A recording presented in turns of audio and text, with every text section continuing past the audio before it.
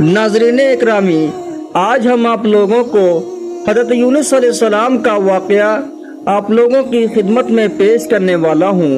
हज़रत यूनुस अलैहिस्सलाम अल्लाह के नबी थे। आपके नाम पर कुरान पाक में पूरी एक सूरह नाजिल हुई जिसका नाम सूरह यूनुस है। आपका नाम यूनुस था और आपके वालिद का नाम मत्ता बिन सत्ता था और आप हज़रत इब्राहीम अलैहिस्सलाम की नस्ल से थे। बहुत से हजरात ने उनकी वालिदा का नाम बताया है, जैसा कि इब्ने कसीर ने फरमाया है। इस सूरत में उनकी निस्बत माँ की तरफ होगी, जैसे हज़रत ईसा अलैहिस्सलाम की निस्बत उनकी वालिदा हज़रत मरियम अलैहिस्सलाम की तरफ थी। हज़रत यूनुस अलैहिस्सलाम को अल्लाह ताला ने शहर नैनवा में लोगों की हिदायत के लिए नबी बनाकर भेजा था। नैनवा एक बहुत बड़ा शहर था। यहाँ के लोग अल्लाह की नाफरमानी और कुफ्र शिर्क किया करते थे। हज़रत यूनुस अलैहिस्सलाम ने उन लोगों को ईमान लाने की दावत दी और बुत परस्ती छोड़ने का हुक्म दिया, मगर उन लोगों ने मकर फरेब से अल्लाह के रसूल को झुटला दिया और ईमान लाने से साफ इनकार कर दिया। हज़रत यूनुस अलैहिस्सलाम ने उन लोगों को खबर दी कि तुम लोगों पर अनकरीब अल्लाह का अजाब होने वाला है। ये सुनकर शहर के लोगों ने आपस में मशवरा किया कि यूनुस अलैहिस्सलाम कभी झूठ नहीं बोलेंगे, इसलिए ये देखो कि अगर वो रात को शहर में है तो समझ लो कि कोई अजाब नहीं आने वाला है, और अगर उन्होंने इस शहर में रात नहीं गुजारी तो यकीन कर लेना कि अल्लाह का अजाब आने वाला है।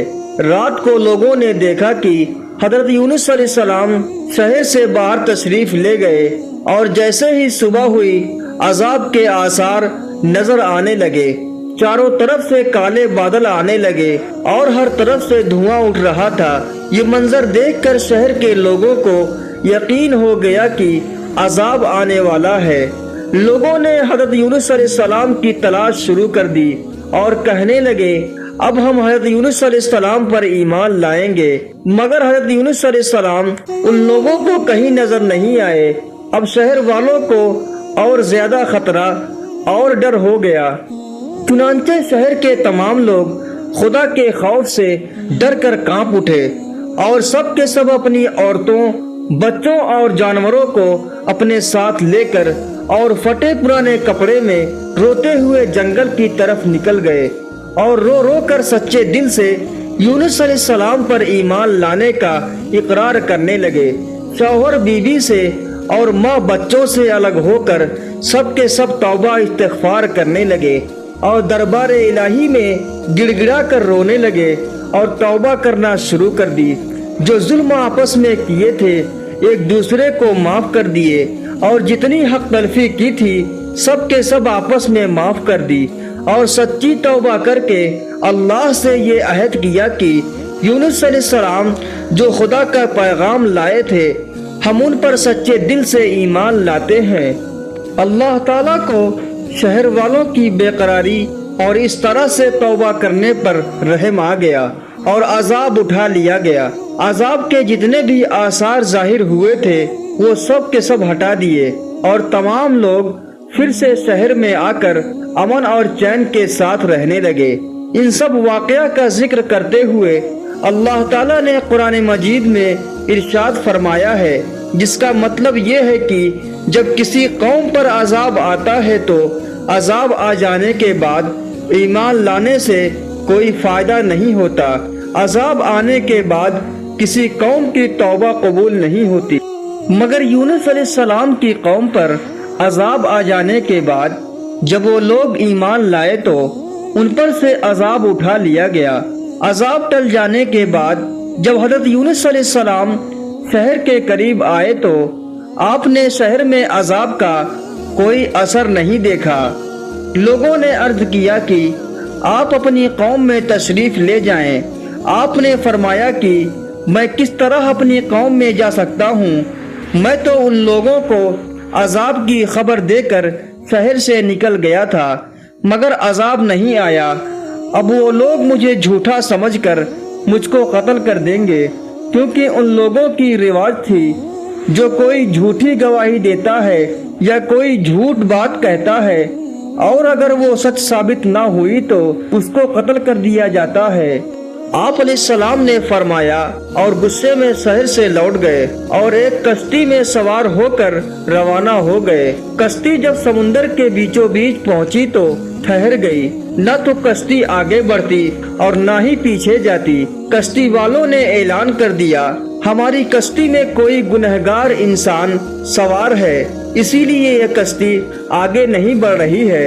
وہ شخص جو بھی ہے وہ سامنے آئے اور خود کو ظاہر کر دے تاکہ اس کی وجہ سے سب لوگ مصیبت سے بچ جائیں۔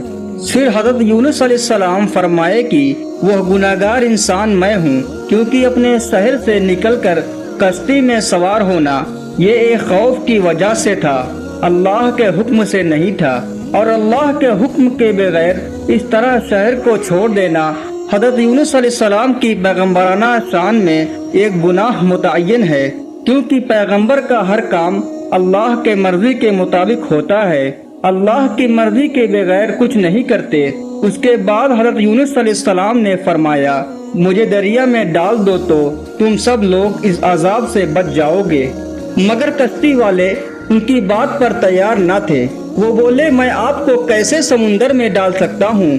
آپ تو ایک نیک انسان لگتے ہیں، آپ کیسے گناہگار ہو سکتے ہیں؟ اس کے بعد ان لوگوں نے قرآن اندازی کی جس میں یونس علیہ السلام کا نام نکلا، تو لوگوں کو اس بات پر تعجب ہوا اور ان لوگوں نے کئی مرتبہ قرآن اندازی کی، لیکن ہر مرتبہ آپ علیہ السلام کا ہی نام آتا۔ آخر کار کشتی والوں نے آپ علیہ السلام کو اٹھا کر پانی میں ڈال دیا، اور اسی دوران ایک بہت بڑی مچھلی نے آپ علیہ السلام کو نگل لیا۔ حضرت یونس علیہ السلام 40 سال تک مچھلی کے پیٹ میں قید رہے، مگر اس حالت میں حضرت یونس علیہ السلام نے ایک آیت کریمہ کی تلاوت کی۔ وہ آیت کریمہ اس طرح سے ہے، لا الہ الا انت سبحانک انی کنت من الظالمین۔ یونس علیہ السلام 40 سال تک مچھلی کے پیٹ میں اس آیت کریمہ کی تلاوت کرتے رہے۔ اس آیت کی برکت سے اللہ تعالیٰ نے انہیں اس اندھیری کوٹری سے نجات دی اور مچھلی نے کنارے پر آ کر آپ کو اگل دیا۔ مچھلی کے پیٹ کی گرمی سے ان کے بدن پر کوئی بال نہیں بچا تھا۔ اللہ تعالیٰ نے ان کے قریب ایک درخت اگا دیا جس کے پتوں کا سایہ آپ علیہ السلام کے لیے راحت کا سبب بن گیا، اور ایک جنگلی بکری اللہ کے حکم سے صبح شام آپ کے پاس آ کر کھڑی ہوتی اور آپ اس کا دودھ پی لیتے۔ رسول اللہ صلی اللہ علیہ وسلم نے فرمایا، جب اللہ تعالیٰ نے یونس علیہ السلام کو مچھلی کے پیٹ میں ڈالا تو مچھلی کو اللہ نے حکم دیا کہ ان کو اپنے پیٹ میں رکھنا، مگر ان کے گوشت پر تیرا حق نہیں ہے کیونکہ یہ تیری خوراک نہیں ہے۔ جب مچھلی حضرت یونس علیہ السلام کو لے کر سمندر کی انتہائی نچلی سطح میں پہنچی تو حضرت یونس علیہ السلام نے کچھ آہٹیں سنی۔ اللہ تعالیٰ نے ان پر وحی نازل کی، یہ سمندری جانوروں کی تسبیح ہے۔ اس موقع پر حضرت یونس علیہ السلام نے بھی تسبیح کی۔ جب فرشتوں نے حضرت یونس علیہ السلام کی تسبیح سنی تو اللہ تعالیٰ کی بارگاہ میں عرض کرنے لگے، اے ہمارے پروردگار، ہم یہ کمزور سی آواز کسی اجنبی سے سن رہے ہیں۔ اللہ نے فرمایا، یہ میرا بندہ یونس ہے۔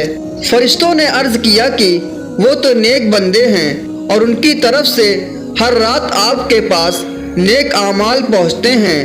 اللہ نے فرمایا، ہاں یہ میری بہت اچھی تسبیح کرتے ہیں۔ پھر فرشتوں نے اللہ کی بارگاہ میں حضرت یونس علیہ السلام کی سفارش کی۔